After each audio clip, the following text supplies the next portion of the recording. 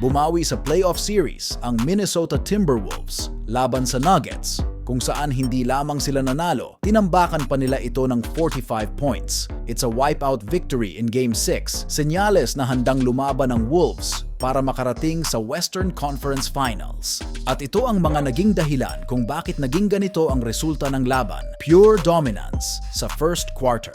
Kakasimula pa nga lang ng laro, nakalamang agad ang Denver, kaya napa-timeout agad ang Timberwolves para makapag-regroup at pagkatapos noon, nakapag-deliver sila ng 20-0 run beatdown. Simula dito, hindi na nakahabol ang Nuggets hanggang matapos ang laban. Maganda agad ang ipinakitang performance ni Anthony Edwards sa first half pa lang ng game.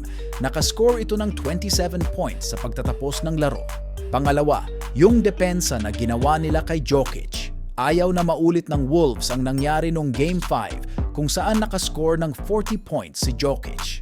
Dito, napigilan nila ito at nakakuha lang ng 22 points. Si Towns ang first line of defense na bumabantay kay Jokic at nakaabang lang si Rudy Gobert na handang tumulong kung kinakailangan. Ito yung pagbabalik ng incredible defensive level ng Wolves na ipinakita din nila noong Game 2 na masasabi natin na one of the best by any team in recent playoff history. Pangatlo, ang pagbabalik ni Mike Conley.